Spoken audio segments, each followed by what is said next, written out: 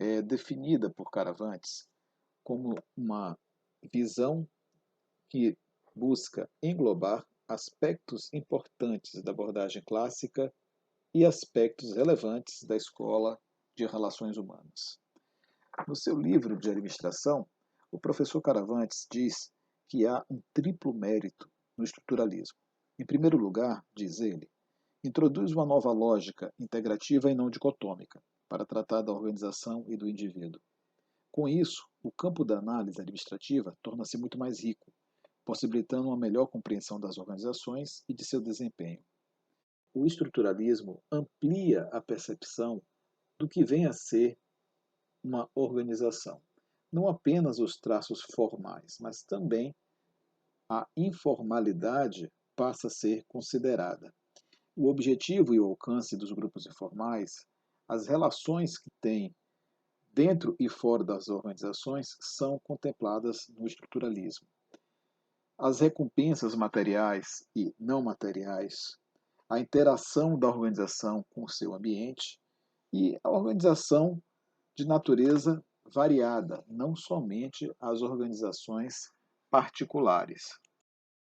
Vemos aqui neste slide a possibilidade de se compreender a abordagem estruturalista de duas formas. A primeira centrada no estudo da teoria da burocracia, com ênfase na estrutura. E a segunda, com o foco na estrutura, nas pessoas e no ambiente. A teoria estruturalista provém de contribuições, fundamentalmente de sociólogos, que trazem para o campo da administração a temática que lhes é peculiar. Assim sendo, temos como alguns dos principais autores Max Weber e o Amitai Etzioni. Além deles, há ainda o Blau Scott, Charles Perrow, e o Robert Merton e o Wilhelm Roth. Estes autores discutem as disfunções organizacionais, que, em verdade, o nome que nós damos de burocracia é a disfunção organizacional. No senso comum, acabou sendo burocracia.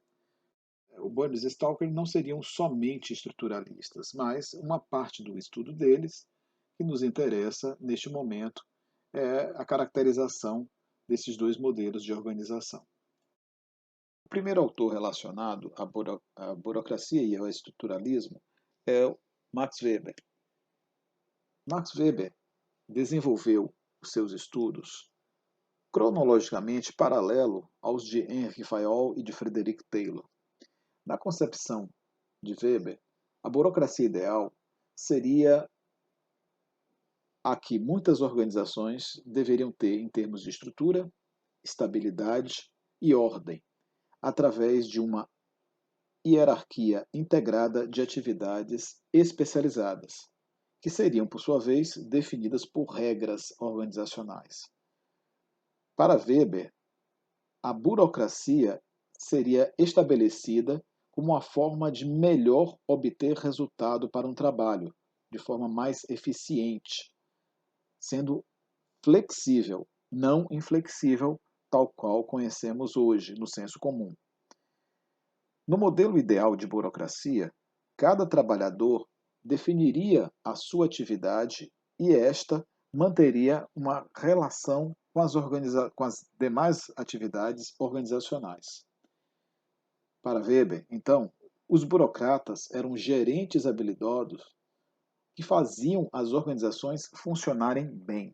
A burocracia era a melhor forma de se alcançar resultados, integrando trabalhadores. O que vemos aqui neste slide foi um sociólogo que, de alguma forma, complementa a visão que Weber tem com relação à definição de burocracia. Para Merton, era importante que as ações individuais fossem estudadas na perspectiva das pressões organizacionais. O indivíduo teria alternativas que seriam determinadas pelas organizações. Uma dessas alternativas, por exemplo, seriam escolhas. Quais caminhos a serem tomados? Quais decisões a serem tomadas?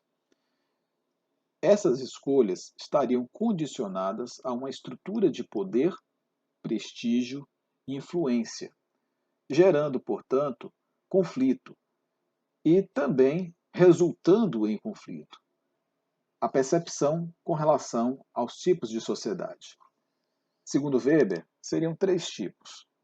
O primeiro deles seria a sociedade tradicional, que tem como característica patriarcado, patrimonialismo e o conservadorismo, o conservantismo. Um exemplo de sociedade seriam as famílias, as sociedades medievais, as tribos. E a autoridade nesse tipo de sociedade é um poder herdado, delegado.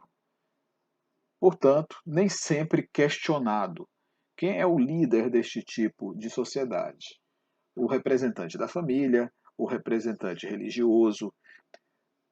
Se legitima o poder através de hábitos, usos e costumes. É uma tradição.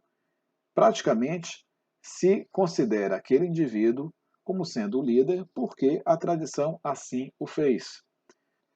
Se nós fizermos um paralelo deste tipo de sociedade com as organizações, poderíamos dizer que organizações nascidas dentro deste contexto e que possuam estas características seriam patrimonialistas, isto é, que defendem a posse de bens, de direitos, de deveres, estabelecendo com isso papéis delimitados para os seus indivíduos.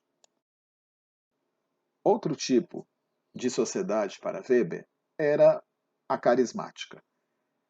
Esta tem como característica o personalismo, a arbitrariedade e, de alguma forma, a revolução, no sentido da instabilidade.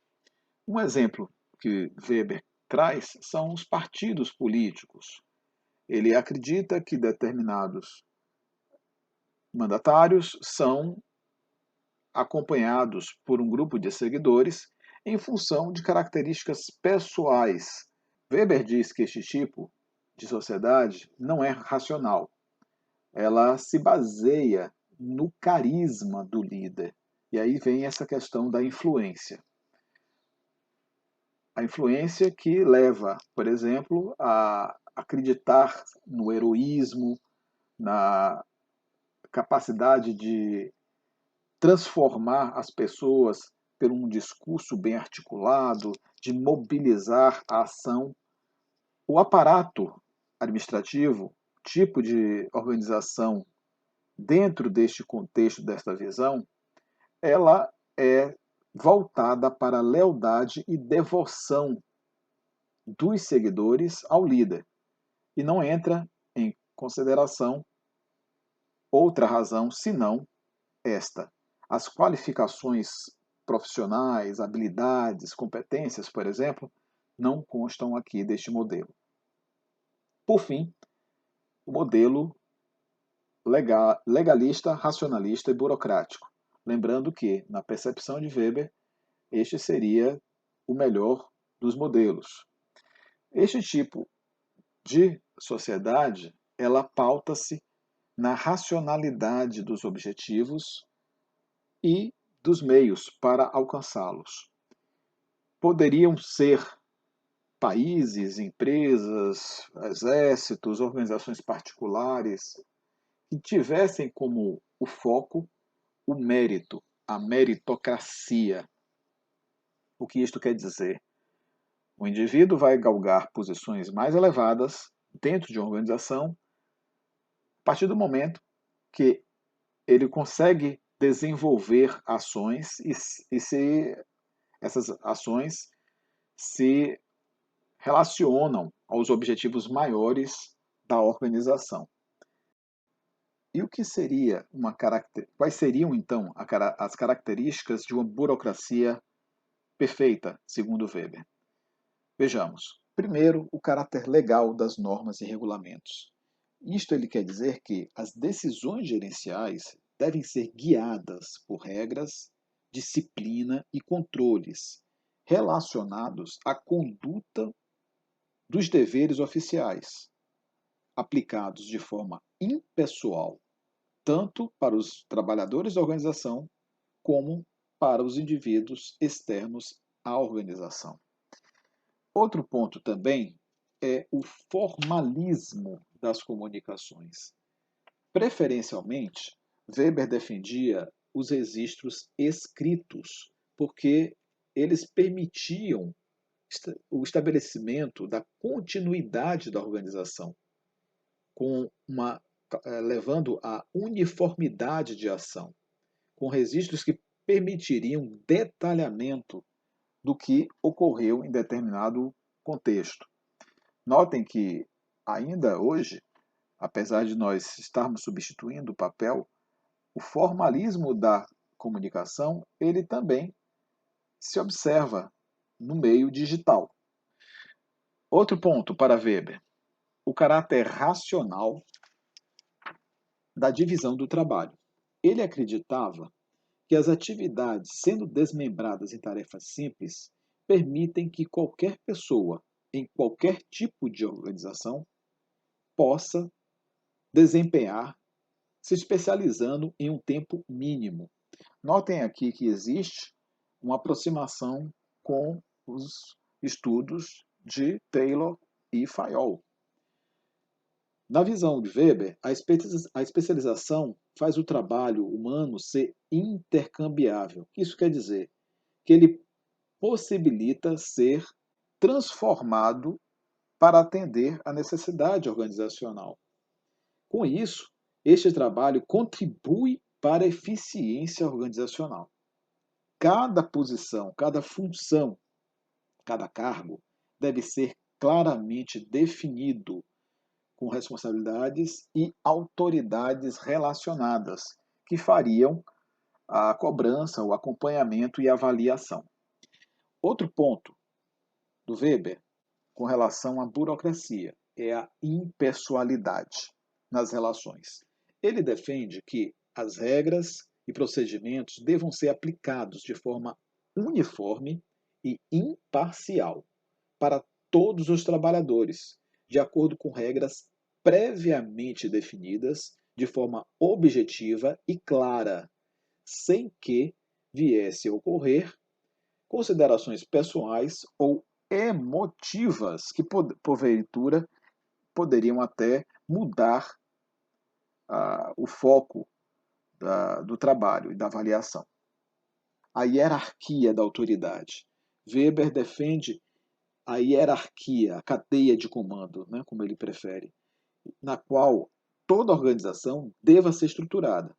Cada posição na hierarquia deveria conter responsabilidades e deveres específicos. E um ponto também interessante, privilégios. Sim, privilégios.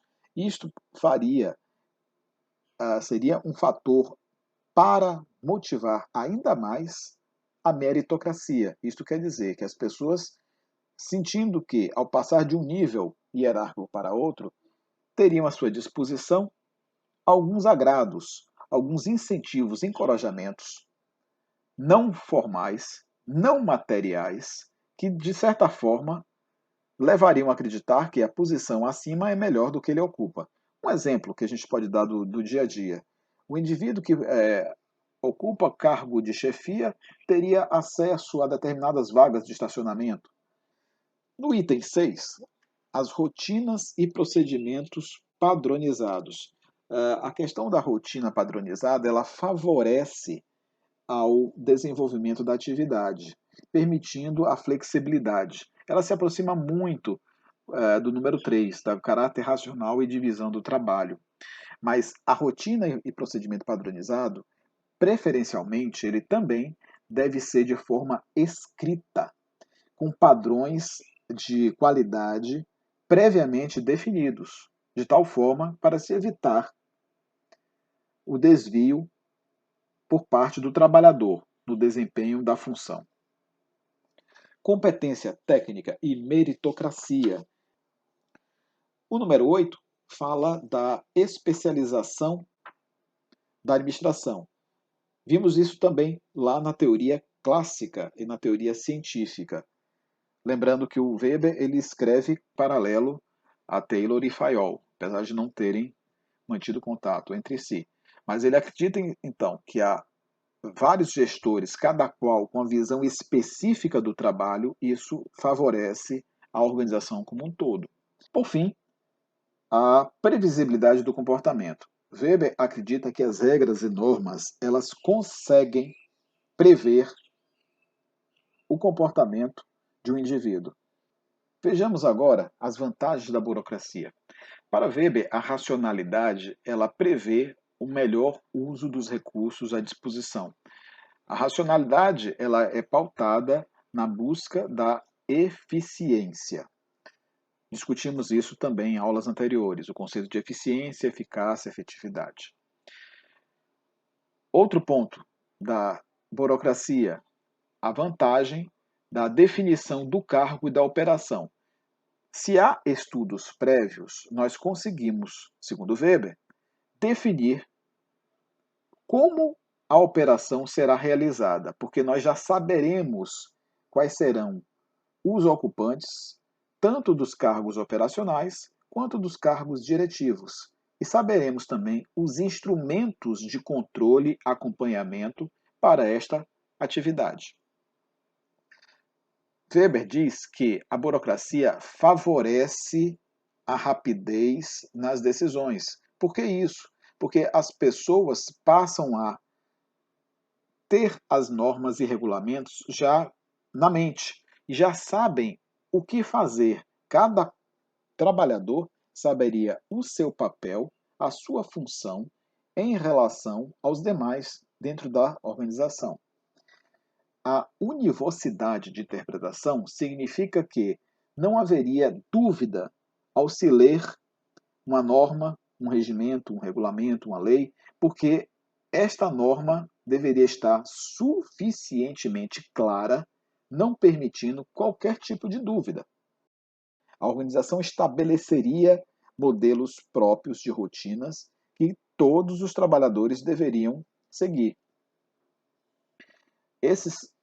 Todos esses atributos permitiriam à organização a se perpetuar.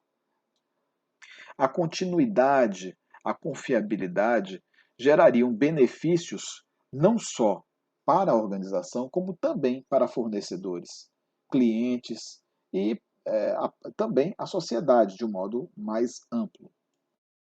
Aqui nós temos as características e disfunções da burocracia. Logo no início desta aula, nós falamos que a palavra burocracia é associada no senso comum a situações ruins. A coluna à direita de vocês apresenta o que nós entendemos como sendo burocracia. Notem que isto era apontado por Weber como sendo uma disfunção. A burocracia seria, portanto, aspectos positivos na percepção do Weber.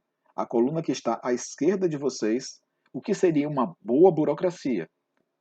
Internalização de normas. Bom, vocês podem dizer, mas não foi dito que o fato do trabalhador conhecer as normas favoreceria o desenvolvimento das atividades? Sim, é verdade. Mas o que Weber quer apontar aqui é o fato de alguns trabalhadores conhecerem as normas e outros desconhecerem as normas e fariam uma interpretação própria conforme o seu interesse. Então, as normas seriam utilizadas para benefício próprio de quem as lê, de quem as conhece. Outro ponto ruim da burocracia, ou melhor, da burocracia mal utilizada, ressalte-se, é o excesso de papel e de formalismo. É uma cultura que nós conhecemos bem, cartorial, que exigem comprovações, exigem documentos, porque somente a palavra não é suficiente. Os trabalhadores se conformam, sentem confortáveis com as rotinas e não se abrem à possibilidade de transformar para melhor o que já se tem consolidado. Outro ponto é a despersonalização do relacionamento. Se associa também a este número 4 a categorização do relacionamento. O ponto número 6 fala sobre o conformismo. Também está muito próximo do que nós vimos ali no número 3. Ponto número 7. É outra cultura que nós também conhecemos. A questão do personalismo, do culto à pessoa que está em determinados cargos. E, por fim, é o reflexo que a disfunção da burocracia tem para os clientes. Complementamos neste slide algumas das disfunções com exemplos que ajudam a compreender o que vem a ser uma disfunção. O excesso de regras, o particularismo, o personalismo, o interesse pessoal prevalecendo em relação ao interesse da organização. Neste outro, a continuidade das disfunções revela o que seria o mecanicismo e o individualismo. Notem que o individualismo não é considerado um ponto positivo na burocracia ideal de Weber, porque ela estimula o conflito e não beneficia os interesses maiores da organização. Da mesma forma que o mecanicismo, atuar simplesmente dentro de situações que não se alteram ao longo do tempo, não é uma visão positiva da burocracia. Neste esquema, podemos compreender como a exigência de controle leva à melhor eficiência ou à ineficiência. Isto ocorre pelo fato do comportamento ser previsível. Vamos, neste slide, contemplar o que seria uma matiz. Nós teríamos aqui uma burocratização em vários níveis. À esquerda de vocês, a ausência de burocracia. Então, aqui ele relaciona pontos ruins, que vão desde a falta de especialização, a confusão, falta de autoridade, liberdade em excesso, ausência de documentos, o informalismo, a ênfase exacerbada em pessoas e o apadrinhamento. À direita de vocês está o excesso de burocratização. Aí nós teríamos uma super especialização, pessoas sendo hiperresponsabilizadas por problemas, por erros, por alguns defeitos que ocorressem, o excesso de autoridade, o autoritarismo, a autocracia, a imposição, o excesso de ordem e disciplina, o excesso de formalismo, refletido, por exemplo, no papelório, documentos, formulários, regras, etc. A ênfase em cargos e o excesso de exigências. Notem que esses dois polos representam aspectos disfuncionais da burocracia. Eles não são positivos. Daí nós temos o meio termo, que seria o equilíbrio destes dois polos. A boa burocracia para Weber estaria no equilíbrio destes dois extremos. Tentar gerar o modelo ideal de especialização que levaria à divisão do trabalho. Buscar o modelo ideal de autoridade para que isso favorecesse a hierarquia. Compreender a ordem e disciplina contidas em regras e regulamentos. As comunicações, elas devem ser fluidas, mas ao mesmo tempo serem compatíveis com a responsabilidade. Por isso que ele sugere o formalismo, mas ele não desmerece a informalidade. Logo no início desta aula, nós falamos que o estruturalismo ele tem uma visão que vai tanto se apoiar na teoria clássica, na teoria científica da administração, quanto também na teoria das relações humanas. Outro ponto que Weber defende como de bom termo é a impessoalidade, tomando cuidado para não se focar em excesso no cargo nem na pessoa. Por fim, a forma de se selecionar, de promover e também qualificar pessoas na organização. Nós faremos isso de que forma? Com muitas exigências, com processo rígido de seleção e recrutamento, ou ainda nós faríamos de uma forma mais flexível. Trazendo um exemplo aqui do cotidiano. Algumas organizações, na atualidade, elas dão preferência a trabalhadores que são indicados por pessoas que já atuam na própria organização. Outras, por sua vez, acham que isto não é benéfico.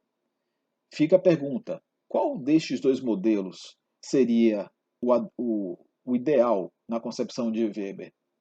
A resposta é: pode ser um modelo que tanto valorize as pessoas que já estão ali dentro, convidando pessoas que estão fora a vir a trabalhar, como também um processo mais impessoal.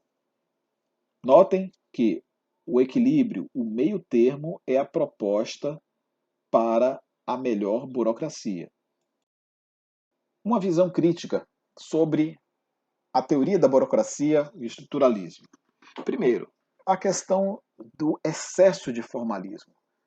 Lamentavelmente, aquele equilíbrio que nós falamos no slide anterior pouco ocorre. Existe mais gradação de um lado ou para o outro, seja para um polo ou para o outro, mas aquele centro perfeito, como a gente viu, aquele equilíbrio, não há. E uma tendência muito forte do formalismo, da questão do papelório, do excesso de regras, enfim. Como diz o senso comum, o que é a palavra burocracia? A gente vê uma forma inflexível, rígida, muito pautada em regras e em regimentos e com pouca flexibilidade. Número 2. As limitações que nós já vimos anteriormente no estudo da teoria clássica e científica da administração. Aqui se repetem todas aquelas críticas. Número 3. A inflexibilidade, a busca da manutenção do status quo. E isso inviabiliza algumas transformações, alguns processos evolutivos na organização. Número 4. O sistema fechado, ele prevê as variáveis e prevê o efeito que estas produzirão na organização.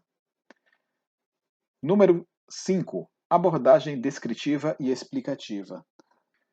As críticas à burocracia são várias. Algumas que nós podemos destacar. Primeiro, a dificuldade de adequar as organizações ao ritmo acelerado de transformação da sociedade, especialmente nesse momento que novas tecnologias surgem. E essas tecnologias perpassam o conhecimento organizacional. Outro ponto também de destaque é uma ênfase de sobremaneira nos métodos e procedimentos administrativos, deixando de lado as habilidades, os conhecimentos e a criatividade, a capacidade inventiva dos trabalhadores. Para Weber, as normas e procedimentos representam a explicação de quem e como, e as atividades das organizações são realizadas, seja por meio de manuais, por meio de normas ou até de aparelhos eletrônicos. Os processos, na visão de Weber, representam um conjunto estruturado de atividades que evidenciam uma lógica entre si, com a finalidade de atender às expectativas e necessidades de clientes internos ou externos. Ora, nós sabemos que nem sempre isso acontece. Às vezes, os clientes internos, ou seja, os próprios trabalhadores da organização, eles criam uma cultura própria. Eles se defendem, criam uma resistência à mudança e à transformação.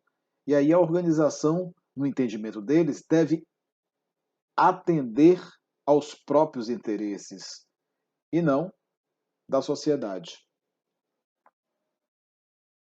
Outra crítica também à burocracia e ao estruturalismo é o fato de serem consideradas menos empíricas, mais axiomáticas, dedutivas, como um modelo prescritivo, mas não necessariamente baseado em estudos prévios. Em outras palavras, isso significa que são teorias, são construtos teóricos pautados na concepção de autores, mas que carecem de comprovação sistemática através de experiência prática, vivencial ou até mesmo científica. As prescrições dessas escolas foram extraídas da observação individual dos autores, da experiência deles, de muitas situações. Por fim, a posição da teoria da burocracia dentro do estudo maior da teoria das organizações. O que nós poderíamos considerar como uma contribuição? Primeiro, como diz o professor Djalma Oliveira, ele sugere que a teoria da burocracia ela contribuiu para estruturar as atividades nas organizações, bem como esclarecer o papel e as responsabilidades dos gestores, principalmente naqueles casos em que ocupam cargos hierárquicos elevados. Outro ponto também é a possibilidade de mostrar que nem sempre quem tem a responsabilidade possui autoridade e tampouco consegue apresentar resultados esperados. O que nós queremos dizer com isso? Que por vezes você está num cargo de gestão, de liderança, mas não consegue desenvolver os resultados em função de haver na base da organização um grupo que resiste à transformação. Destacamos que a contribuição talvez mais relevante do estruturalismo e da teoria da burocracia foi a introdução de novos pontos para reflexão. São eles o conflito, o poder e a alienação no contexto organizacional. Lembrando que o formalismo e o informalismo são transversos a esses três fatores. E aí cabe uma ponderação do conjunto dessas forças sobrepostas. O que Weber defende como de bom termo é a impessoalidade, tomando cuidado para não se focar em excesso no cargo nem na pessoa. Caberia então um entendimento até onde vai o cargo e até onde este cargo se confunde com o indivíduo no dia a dia. Por fim, a forma de se selecionar, de promover e também qualificar pessoas na organização. Nós faremos isso de que forma? Com muitas exigências, com processo rígido de seleção e recrutamento, ou ainda nós faríamos de uma forma mais flexível. Trazendo um exemplo aqui do cotidiano. Algumas organizações, na atualidade, elas dão preferência a trabalhadores que são indicados por pessoas que já atuam na própria organização.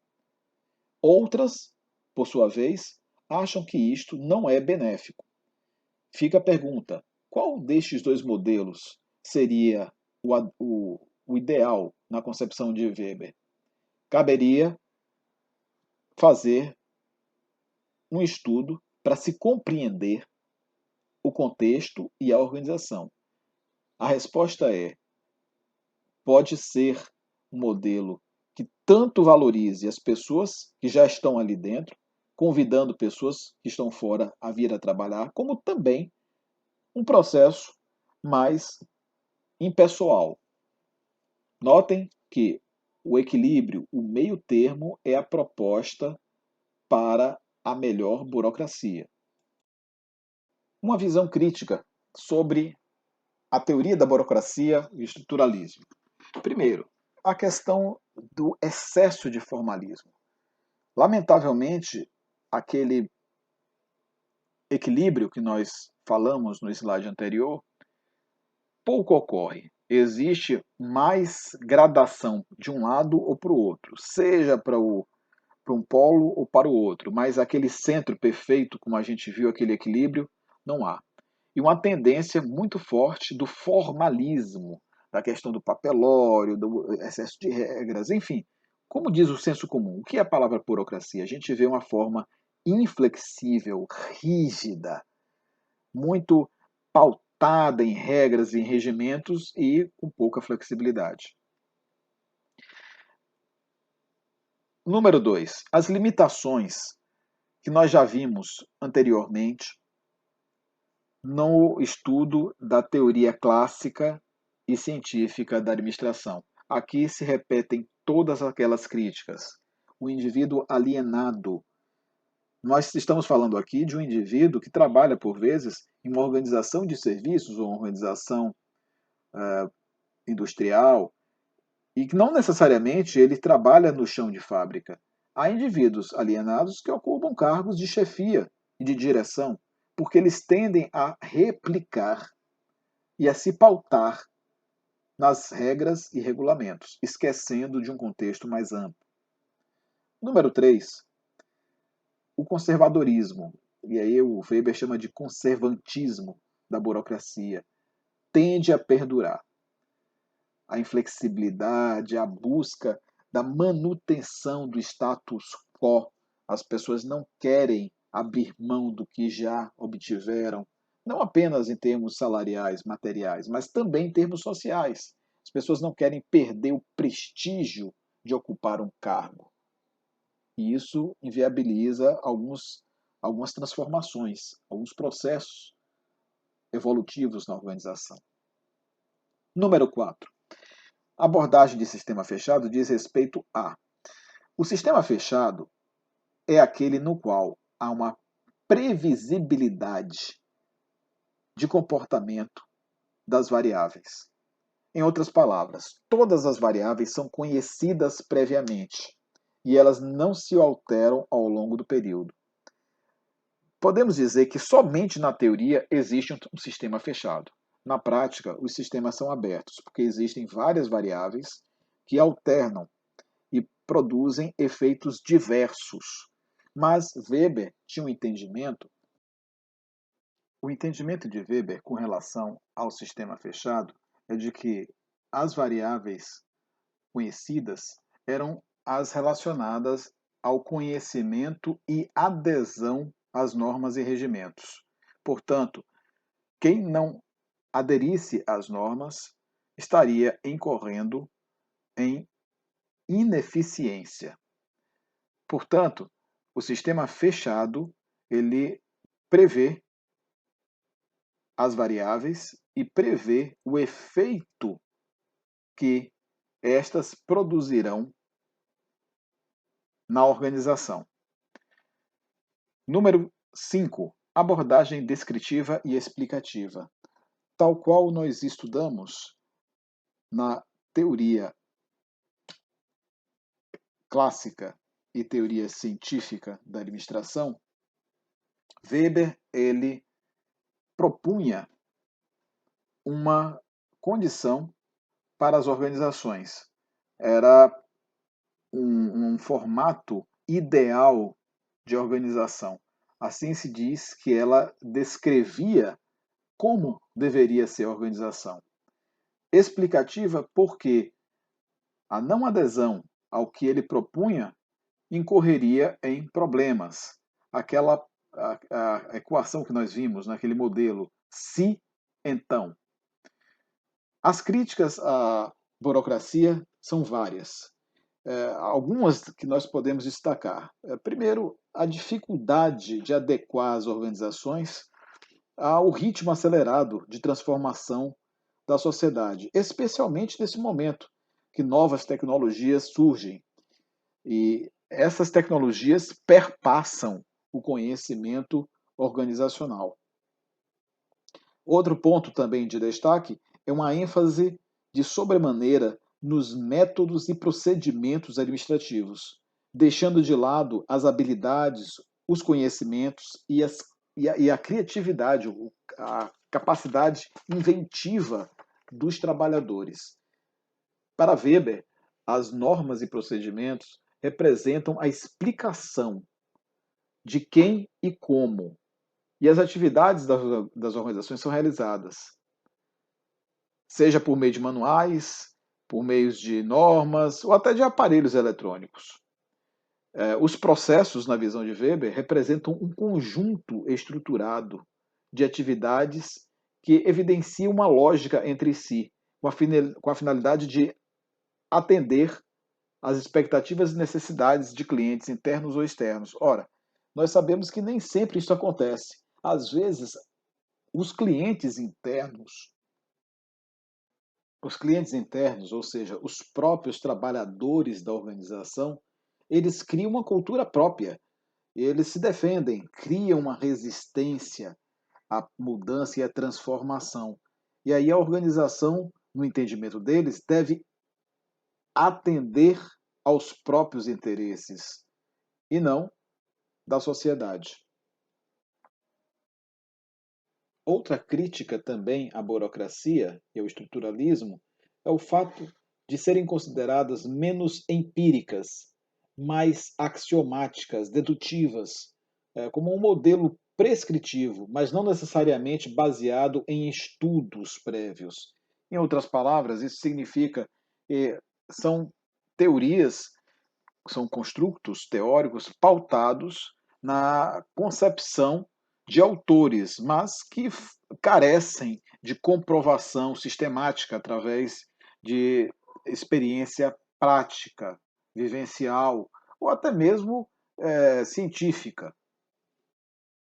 As prescrições dessas escolas foram extraídas da observação individual dos autores, da experiência deles, de muitas situações, mas as determinações científicas, elas derivam de estudos longitudinais, considerando o contexto organizacional. Por fim, a posição da teoria da burocracia dentro do estudo maior da teoria das organizações. O que nós poderíamos considerar como uma contribuição? Primeiro, como diz o professor Djalma Oliveira, ele sugere que a teoria da burocracia ela contribuiu para estruturar as atividades nas organizações, bem como esclarecer o papel e as responsabilidades dos gestores, principalmente naqueles casos em que ocupam cargos hierárquicos elevados. Outro ponto também é a possibilidade de mostrar que nem sempre quem tem a responsabilidade possui autoridade e tampouco consegue apresentar resultados esperados. O que nós queremos dizer com isso? Que por vezes você está num cargo de gestão, de liderança, mas não consegue desenvolver os resultados em função de haver na base da organização um grupo que resiste à transformação. Enfim, destacamos que a contribuição talvez mais relevante do estruturalismo e da teoria da burocracia foi a introdução de novos pontos para reflexão.